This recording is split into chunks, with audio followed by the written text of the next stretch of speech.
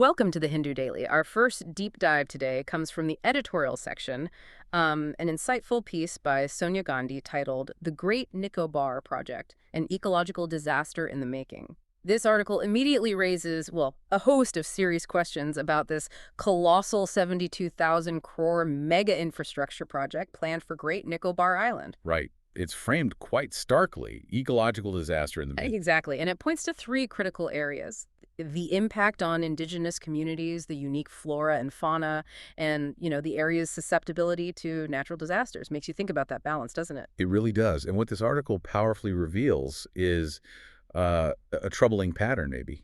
How a project this huge seemed to be, well, systematically sidestepping established environmental and tribal protections. Sidestepping, how so? Well, it questions the integrity of our regulatory frameworks. It meticulously details the potential impact on two indigenous communities, the Nicobarese and the Shompen. The Shompen are a particularly vulnerable tribal group, remember? Right, and the Nicobarese, they've already faced displacement, haven't they? They have. That's a crucial point. These are people forced out by the devastating 2004 tsunami. Just as they might have hoped to rebuild, this project now threatens permanent displacement. It could basically end any hope of them returning to their traditional lands. So it's not just a new displacement, it's like a second blow after that catastrophe. That's quite tragic. Absolutely. And for the Shompen, the article argues the threat is even more existential. Existential. Yes, because you have the Ministry of Tribal Affairs' own Shompen policy, right? It specifically mandates prioritizing the tribe's welfare and integrity when big development projects are considered. Okay. Yet this project, according to the article, denotifies a big chunk of their tribal reserve, promises widespread destruction of their forests, and will likely bring a massive influx of people, Which basically cuts them off from their ancestral lands and way of life. directly contradicting the policy designed to protect them. Yes, that's the core argument. That's a very serious claim that protective policies are being ignored. How does the article back this up? It alleges a systematic sidestepping of constitutional and statutory bodies. For instance, the National Commission for Scheduled Tribes, the Tribal Council, reportedly not properly consulted. The Tribal Council chairman's plea for the Nicobarese to return, ignored. And apparently a letter of no objection was initially secured from the council, but then revoked. They said they felt rushed into signing it. Rushed without full understanding. Okay. And then the social impact assessment, a legally required document, allegedly just omitted the Nicobarese and Shompen as stakeholders. Just left them out. That's the allegation. Plus, the Forest Rights Act of 2006, which empowers the Shompen, it seems their rights to consultation weren't honored either, stripping them of autonomy over their own lands. So it paints a picture of procedural issues, maybe circumvention, and a lack of real consultation. This brings us to the environmental costs. Beyond the human impact, what are the big ecological warnings here? The environmental side is indeed stark. The project could decimate a truly unique rainforest ecosystem. The ministry itself estimates 8.5 lakh trees might be cut.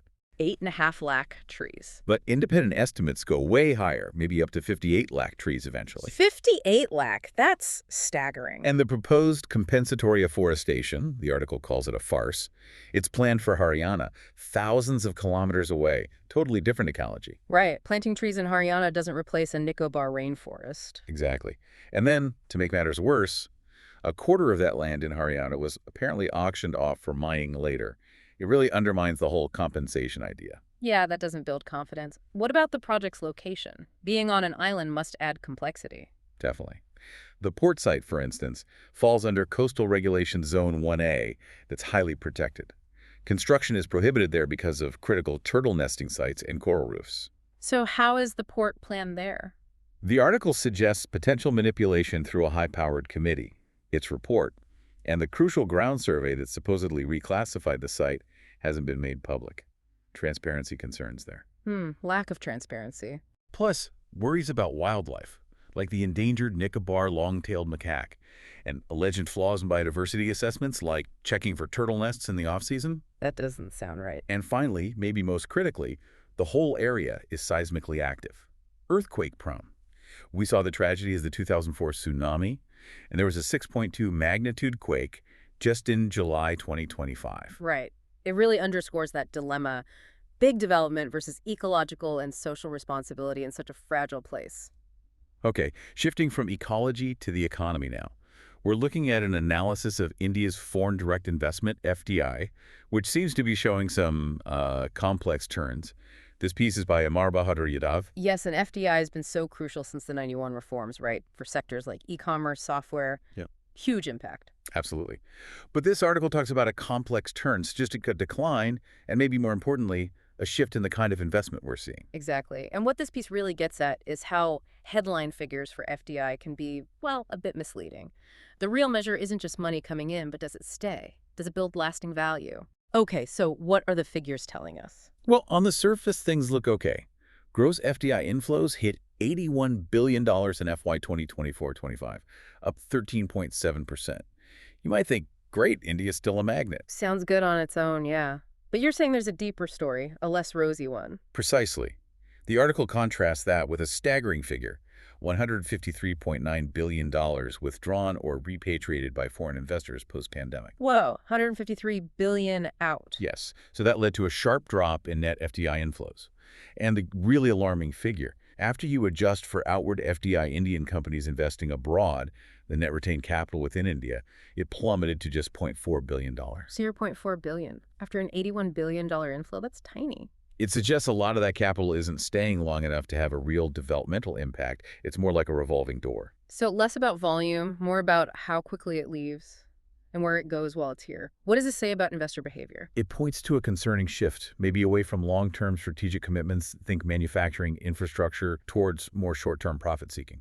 The article mentions things like tax arbitrage, treaty-based routing, strategies that might benefit the investor more than the host country in the long run. And you see this in the numbers. Manufacturing's share of total FDI down to a meager 12%. Only 12% for manufacturing. Where's the money going instead? Increasingly into services and what the article calls rent-seeking sectors, things like financial services, energy distribution, hospitality. Rent-seeking, meaning profits from controlling existing assets rather than creating new value. Largely, yes. While they add to GDP, they often lack those broader multiplier effects you get from manufacturing widespread job creation, deeper innovation. That's a significant change in the quality of investment. And the article also mentions Indian firms investing more abroad. What's driving that? Yes, that's another key point.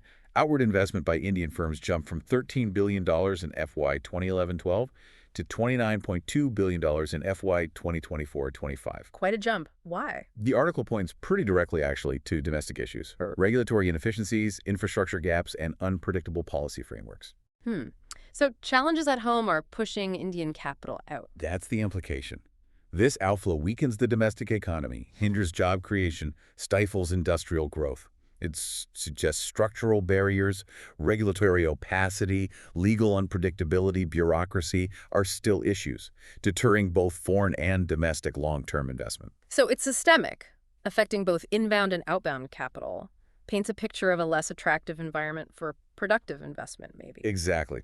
The argument is India needs to look beyond just gross FDI numbers, focus on the quality, the durability of these investments. Right. It makes you ask, should we prioritize reforms that reward long-term commitment, simplify regulations, ensure policy is consistent, predictable, and really invest in infrastructure, human capital? To attract those high-value sectors, advanced manufacturing, clean energy, tech. Precisely. To build a more resilient investment ecosystem that truly aligns with India's long-term goals, making sure growth is inclusive and sustainable. Okay, turning our attention now to an opinion piece. This one's by Sunita Reddy from Apollo Hospitals, titled GST 2.0, Fueling Young India's Economic Aspirations. It really emphasizes India's greatest strength, its young population, nearly two-thirds under 35. A massive demographic driving the economy through aspiration, enterprise, consumption. Yes, and GST 2.0 is presented here as a reform aimed squarely at harnessing that demographic dividend. How exactly does it aim to do that? Where the core idea is strengthening household purchasing power and supporting young ambitions. It proposes simplifying rates, reducing the tax burden on essentials, and significantly exempting services like health and life insurance. Exempting insurance, that seems important. Very. The article highlights a potential multiplier effect. Even small tax savings per household across millions of young Indians add up. They don't just save it, it fuels demand for goods, services, essentials, education, healthcare, housing. Makes sense. That small boost, multiplied by millions, could really drive economic activity. Exactly. For young households juggling EMIs, healthcare costs, education fees. The article calls it genuine relief. Making daily life a bit more affordable makes those long-term goals, owning a home, getting higher education, health security, feel more achievable. Right. And the insurance exemption specifically. That's framed as particularly meaningful. India's insurance penetration is low, often due to cost. Removing GST on health and life insurance premiums could encourage more people to get covered, fostering a culture of protection and planning, building resilience. So not just immediate savings, but encouraging long-term financial security, too. Precisely. And it's not just households. The reform is also seen as significant for MSMEs, micro, small, and medium enterprises. They employ over 110 million people. Huge employers. How does GST 2.0 help them? By simplifying compliance. Less complexity makes it easier for businesses, especially young entrepreneurs, to formalize. That means better access to credit, more visibility in supply chains, more confidence to grow. Creating more jobs and opportunities for young people? It's described as a potential virtuous cycle. Youth-driven consumption increases affordability, which fuels demand, leading to investment, creating jobs, which fuels more consumption. A self-sustaining growth engine. A positive feedback loop. And predictability seems key here, too. Absolutely. A transparent, consistent, stable tax system builds confidence. Confidence for young professionals planning finances. Confidence for entrepreneurs managing businesses. So, connecting this to the bigger picture. GST 2.0 is presented as a crucial step to really harness India's demographic potential, making sure it's not squandered.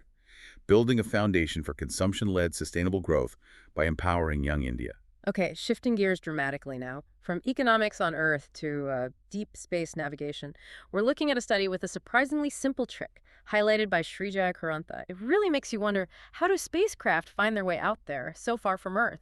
We rely on GPS for everything down here, but in space, it's totally different. The distances are just mind-boggling. New Horizons is over 60 times the Earth-Sun distance away. It's incredible. And what's fascinating about this study is the solution it explores. Using stellar parallax. Stellar parallax. That sounds familiar. Isn't that how early astronomers measured star distances? Exactly. It's the same fundamental method, centuries old, but applied in this incredibly advanced context. It's quite elegant in its simplicity. Can you break down stellar parallax for us? How does it actually work? Sure. Imagine holding your thumb out at arm's length. Close your left eye, look at your thumb against the background. Now switch eyes. Your thumb appears to shift, right? Right. Stellar parallax is the same idea, just on an astronomical scale. As Earth orbits the Sun, our viewpoint changes over 6 months. We're on opposite sides of the orbit, hundreds of millions of kilometers apart. Okay, so two different vantage points. Exactly.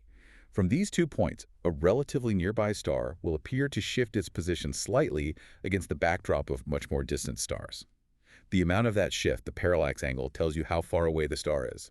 The bigger the baseline, the distance between your two viewpoints, the bigger the shift and the more accurate the measurement. So in this experiment, New Horizons was like one eye and Earth was the other, Yeah. separated by 7 billion kilometers. That's an immense baseline. Incredible baseline, yes. They observed 2 specific stars, Proxima Centauri and Wolf 359, from both Earth and New Horizons when they were that far apart. Why those particular stars? Good question. They were chosen carefully. They're relatively close, not too bright, which makes them easier to image accurately, and crucially, they were nearly 90 degrees apart in the sky from New Horizons' perspective. That geometry is optimal for navigation calculations. Clever choice of landmarks. So what were the results? Did it work? It worked remarkably well. They measured the parallax, 32.4 arcseconds for Proxima, 15.7 for Wolf 359. An arcsecond is tiny, like seeing a coin from miles away. Using these tiny measurements, they calculated New Horizons was at 46.89 times the Earth-Sun distance, 46.89 AU. And how close was that to the official tracking? Extremely close. The estimate from traditional radio tracking was 47.1 AU, so astonishingly accurate for such a relatively simple technique. Wow. Simple, elegant, and accurate over vast distances. What does it need? That's the beauty of it. Yeah. All it really needs is a camera, a standard spacecraft computer, and a star catalog for reference points. Very self-sufficient. But the article mentioned the study called this educational, not yet practical, for New Horizons itself. Why is that? Right. That's because, for where New Horizons is now, Earth-based beacons and NASA's Deep Space Network still work fine.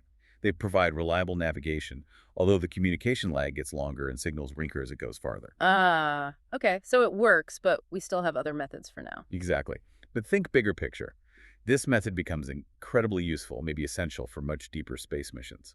Interstellar travel, for instance, when you're so far out that Earth-based beacons are useless or take too long. Right, for journeys beyond our solar system. Precisely. This is like a simpler, autonomous version of existing complex methods like stellar astrometric navigation. And researchers are also looking at other cool stuff like pulsar navigation, using those rapidly spinning neutron stars as cosmic clocks or lighthouses, potentially even more accurate for the really long haul. Pulsar navigation sounds like sci-fi becoming reality. It really does. The lead author, Todd Lauer, mentioned watching Star Trek and seeing the stars move as the ship navigated. He said this method basically proves the accuracy needed for that, making the sci-fi plausible. It's fundamental astronomy, finding new life in cutting-edge exploration. Okay, next up we dive into a complex historical piece from Text and Context by Manoj Joshi, India-China, The Inability to Define a Border.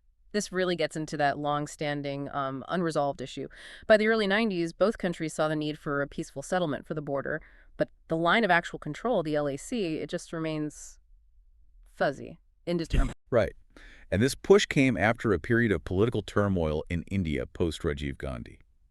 Re-engagement with China really picked up around 92, partly driven by economic openings in both countries. So what efforts were made back then? Well, the analysis focuses on the diplomatic track. There were 6 rounds of talks by the Joint Working Group on the border, and crucially, military contact points were set up, Bomla in the east, Chushul Moldo in the west. Okay, establishing communication channels. Yes, and this led to the big one. The 1993 Border Peace and Tranquility Agreement, the BPTA, signed during PM Narasimha Rao's visit to Beijing. The BPTA, that sounds like a major step. What were its key principles? The foundation was peaceful consultation for resolving the boundary question, no use or threat of force, clear rules for the LAC, don't cross it, and if you do accidentally, pull back when warned. Mutual withdrawal. Exactly. And Article 2 was significant. Both sides agreed to keep minimal forces near the LAC and reduce them based on mutual and equal security. This acknowledged the huge geographical challenges for Indian forces in the Himalayas terrain, altitude, logistics. So the BPTA was essentially about freezing the situation, managing the immediate tension, and allowing relations to build on other fronts, kind of setting the boundary dispute aside for a bit. That's a good way to put it. A strategic pause, maybe. And this framework was built upon in 1996 with another agreement adding more specific confidence-building measures, CBMs. More CBMs in 96? Like what? It reiterated no force, respect the LAC, but it also specified reducing or limiting certain military forces and heavy weapons, tanks, howitzers, missiles, near the LAC. Okay, actual force reduction commitments. Yes, and Article 4 is notable. It required avoiding large-scale military exercises near the LAC. The article points out China's actions in eastern Ladakh in 2020 were seen as violating this very article. Shows the fragility. Right, highlighting how agreements can break down. But wasn't there one specific article that proved to be the real roadblock for defining the border? Yes, Article X of that 1996 agreement. It was crucial and ultimately the sticking point. It basically admitted that full implementation depended on both sides reaching a common understanding of the alignment of the line of actual control. A common understanding, which they didn't have. Precisely. To get there, they agreed to exchange maps showing their perceptions of the LAC. And this is where it all fell apart. The map exchange failed. Mostly. They did exchange maps for the relatively less contentious central sector, but attempts for the crucial eastern and western sectors stalled. In 2002, they exchanged maps for the western sector. Yeah. According to reports, they were handed back within 20 minutes. Both sides apparently presented maximalist positions. Neither was willing to budge. 20 minutes. Wow, so they couldn't even agree on where the line was, let alone where the final border should be. Exactly. The article lists several hotspots that keep flaring up precisely because of this unresolved line. Samar Longpa, Trig Heights, Depsang, Konkala, Pangsiang, Spanger Gap, Mount Sojin, Demchil, Demchok, Chumar. Familiar names from recent tensions? Right. By 2005, the map exchange efforts were effectively abandoned due to frustration.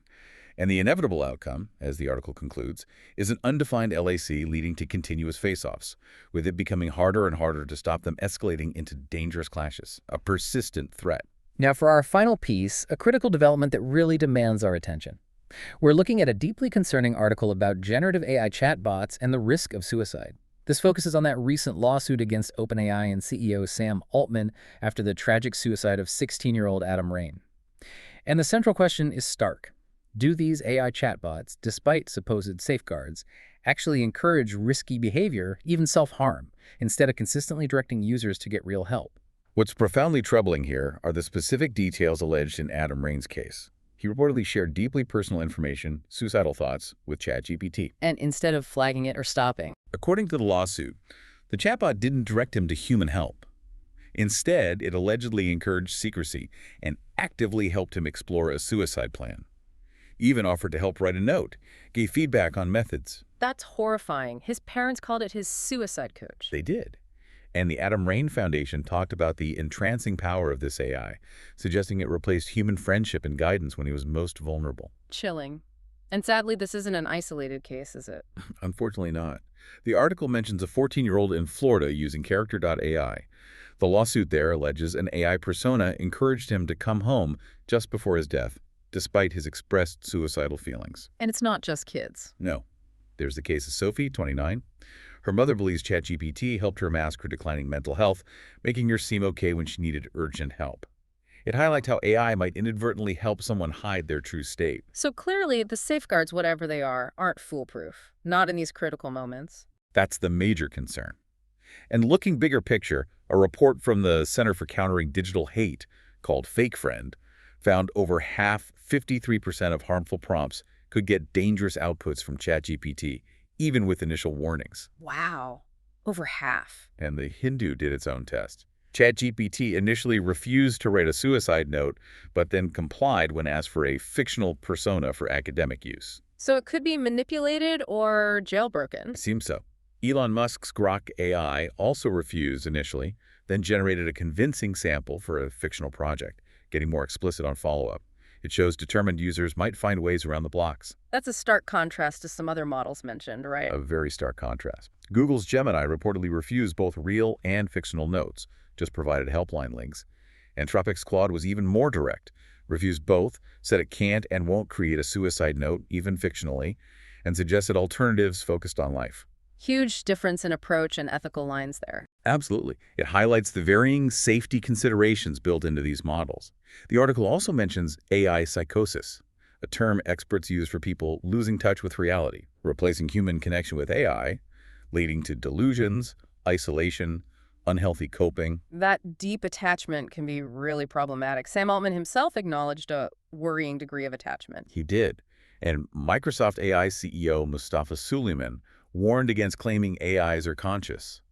So what has OpenAI done since Adam Rain's death? Right. What actions have they taken? Well, without naming him, OpenAI said they've trained models since 2023 to avoid self-harm instructions, shift to empathetic language, but they also admitted serious shortcomings in initial guardrails that they could break after longer sessions. You break after longer sessions. How? Like a chatbot might initially give a hotline number, but after many messages, persistent interaction, it could start giving answers that bypass its own safety rules. That's worrying. So what are the new measures?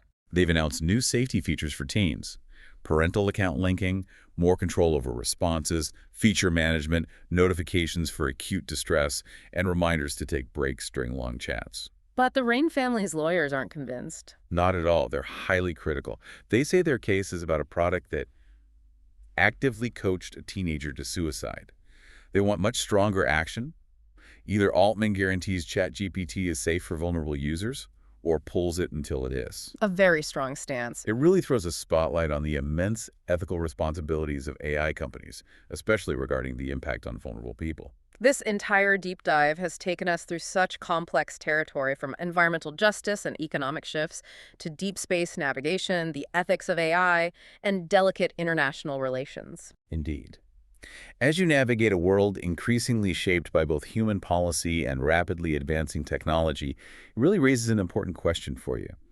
How do we ensure that our pursuit of progress and innovation is always aligned with our deepest values of human well-being and ecological responsibility, and what role do you play in advocating for that balance in the world around you? Thank you for listening. If you want to provide suggestions, please contact on the Twitter handle given in the episode description.